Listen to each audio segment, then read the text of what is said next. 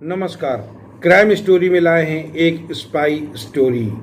निवस dance और शराब पिलाकर फौजी अफसरों की जासूसी एक राज उगलवाने के लिए करोड़ों रुपए लेती थी माता हारी की पूरी कहानी बता रहे हैं इस वीडियो में। वीडियो छोड़कर कहीं मत जाइएगा। जब भी दुनिया के सबसे रहस्यमयी जासूसों का नाम लिया जाता है तो सबसे पहले जिस महिला का जिक्र होता है उसका नाम है माता हारी। खूबसूरती, नृत्य, शान शौकत और रहस्यमय जीवन के कारण वह इतिहास की सबसे चर्चित महिला जासूस में गिनी जाती है। प्रथम विश्व युद्ध के दौरान उस पर आरोप लगा कि उसने अपने आकर्षण और संबंधों का इस्तेमाल कर कई देशों के सैन्य अधिकारियों के से गोपनीय जानकारी हासिल की। हालांकि आज भी इतिहासकार इस बात को पर बहस करते हुए वह वास्तव में अब कितनी प्रभावी जासूस थी और कितना उसके बारे में मिथक गढ़ा गया, यह सब इस वीडियो में हम आपको बताएंगे। वीडियो छोड़कर कहीं मत जाइएगा। माता हारी का असली नाम था मार्गरेथा ग्रेटुडा जेले। इसका जन्म 7 अगस्त 1876 को नीदरलैंड में हुआ था। माता हारी का नाम उन्होंने बाद में अपनाया, जिसका अर्थ होता है मलय भाषा में सूरज या दिन की आंख होता है। माता हारी कम उम्र में उसकी शादी और एक डच सेना अधिकारी से हुई थी, लेकिन यह विवाह ज़्यादा समय तक नहीं चला। तलाक के बाद वह पेरिस पहुंची, जहां उन्होंने एक विदेशी और रहस्यमय नर्तकी के रूप में अपनी पहचान बनाई और 1900 के दशक की शुरुआत में यूरोप के उनके नृत्य कार्यक्रम बेहद लोकप्रिय होने लगे। वह अपने कार्यक्रमों में पूर्वी संस्कृति से प्रेरित वेशभूषा पहनती थी और कई बार लगभग निर्वस्त्र नृत्य प्रस्तुत करती थी। उस समय यूरोप में यह शैली बेहद असामान्य थी, इसलिए लोग उन्हें देखने के लिए बड़ी संख्या में आते थे और उनकी प्रसिद्धि केवल नृत्य तक सीमित नहीं रही। जल्द ही उसका नाम संपर्क यूरोप के कई बड़े उद्योगपतियों, राजनेताओं और सेना के उच्च अधिकारियों में होने लगा। आलीशान पार्टियां, महंगे होटल, राजसी जीवन शैली ने उन्हें समाज और चर्चित हस्ती बना दिया। 1914 में प्रथम विश्व युद्ध शुरू हुआ। उस समय यूरोप के लगभग सभी बड़े देश युद्ध में शामिल थे। चूंकि माता हारी नीदरलैंड की नागरिक थी, नीदरलैंड युद्ध में तटस्थ था, इसलिए उन्हें विभिन्न देशों में यात्रा करने की अनुमति मिल जाती थी और इस तरह जर्मन खुफिया एजेंसियों ने उनसे संपर्क किया।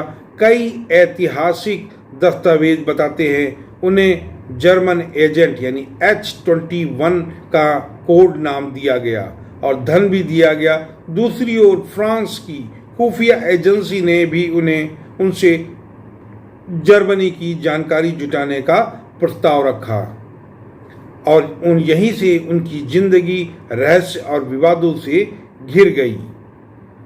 माता हारी के बारे में सबसे बड़ा हथियार उसकी खूबसूरती, सामाजिक पहुंच थी। कहा जाता है वह आलीशान पार्टियों में सेना के वरिष्ठ अधिकारियों से दोस्ती करती, शराब, महंगी दावतें, निजी मुलाकातों के दौरान कई अधिकारी अनजाने में सैन्य योद्धाओं या रणनीतियों से जुड़ी बातें साझा करते थे, जिसके वह अपने संपर्क में रहने वाले लोग या लोकप्रिय कहानियों में दावा किया जाता है कि वह अपने आकर्षण का इस्तेमाल कर गोपनीय जानकारी हासिल करती थी। हालांकि इस तरह के कई किस्सों के ठोस और ऐतिहासिक प्रमाण सीमित हैं।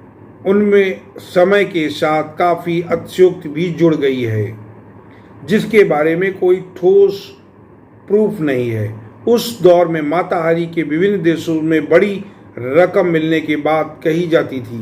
इतिहासकारों के अनुसार उन्हें हजारों फ्रैंक का भुगतान किया जाता था, जो आज के समय में करोड़ों रुपए के बराबर मूल्य माना जाता है। माता हारी ने यह हालांकि यह स्पष्ट नहीं कि उन्हें यह पैसा वास्तव में सफल जासूसी के लिए मिल रहा था या फिर केवल जानकारी जुटाने के प्रयासों के लिए। कई विशेषज्ञों का मानना है कि उनकी वास्तविक खुफिया उपयोगिता उतनी बड़ी नहीं थी जितनी बाद में प्रचलित की गई। इसी के बारे में कई अतिशयोक्तियां जुड़ी हुई हैं। 1917 में फ्रांस में माता हारी को गिरफ्तार कर उन पर आरोप लगाया और उनकी वजह से हजारों फ्रांसीसी सैनिकों की मौत हुई, क्योंकि उन्होंने जर्मनी की महत्वपूर्ण जानकारी दी थी। और माता हारी मुकदमे के दौरान उनके निजी जीवन को भी अदालत में प्रमुखता से पेश किया गया। उनके कई प्रेम संबंधों और विलासितापूर्ण जीवन शैली को उनके खिलाफ इस्तेमाल किया गया, लेकिन आधुनिक इतिहासकारों का कहना है कि उनके खिलाफ पेश किए गए कई सबूत कमजोर थे और परिस्थितिजन्य थे, जो कि उनके पक्ष में ठोस रूप से सबूत के रूप में खड़े ना हो सके। 15 अक्टूबर 1917 को फ्रांस में फायरिंग स्क्वाड द्वारा माता हारी की मौत की सजा दी गई। कहा जाता है उन्होंने अपनी आंखों पर पट्टी बांधने से इनकार कर दिया था और पूरी हिम्मत के साथ सैनिकों का सामना किया। माता हारी की इस दिलेरी के लिए सभी लोग हतप्रभ थे। उनकी मौत के बाद उनका शरीर लेने कोई परिजन नहीं आया। बाद में शव चिकित्सा अनुसंधान के लिए भेज दिया गया। और आज के इतिहासकार इस प्रश्न पर एक मत नहीं है, सबके अपने अलग अलग मत है। एक पक्ष का मानना है कि वह जर्मनी के लिए काम करने वाली जासूस थी, वहीं दूसरा पक्ष कहता है कि फ्रांस के युद्ध में लगातार असफलताएं मिल रही थीं और जनता के गुस्से को शांत करने के लिए एक चर्चित चेहरे को दोषी ठहराना आसान था, इसलिए माता हारी को बलि का बकरा बनाया गया। अक्सर देखा जाता है कभी कदार लोग चर्चित चेहरे को ही बलि का बकरा बनाया जाता है। 2017 में सार्वजनिक हुए कुछ ऐतिहासिक दस्तावेजों और शोधों ने भी संकेत दिया कि उनके खिलाफ उपलब्ध सबूत उतने मजबूत नहीं थे जितना उस समय दावा किया गया था। इसलिए यह रहस्य आज भी पूरी तरह नहीं सुलझ पाया है कि माता हारी नृतिका थी कि जासूस थी।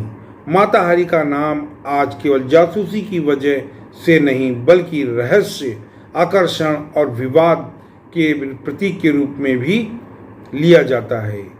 उन पर अनेक किताबें लिखी गईं, जो कि फिल्में बनी और टीवी श्रृंखलाएं बनी, और उनकी कहानी यह भी दिखाती है कि युद्ध के समय अफवाह और राजनीति किस तरह किसी व्यक्ति की छवि को हमेशा के लिए बदल सकते हैं।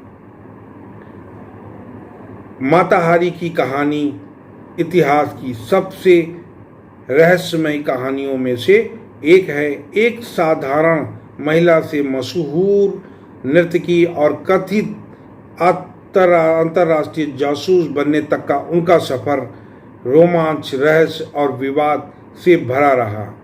हालांकि लोकप्रिय संस्कृति में उनके बारे में कई सनसनीखेज दावे किए गए, लेकिन आधुनिक शोध यह संकेत देते हैं कि उनके वास्तविक जासूसी योगदान को संभवतः बढ़ा चढ़ाकर पेश किया गया।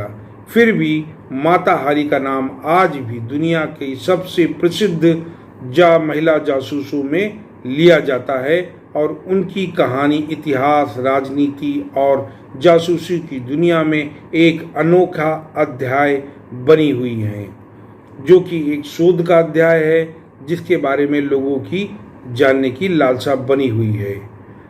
वीडियो आपको कैसी लगी? और वीडियो में हमने माता हारी के बारे में ज़्यादा से ज़्यादा बताने का प्रयास किया। अगर आपको वीडियो अच्छी लगी हो तो प्लीज़ चैनल को सब्सक्राइब करें, शेयर करें, बेल आइकन को जरूर प्रेस करें। नमस्कार।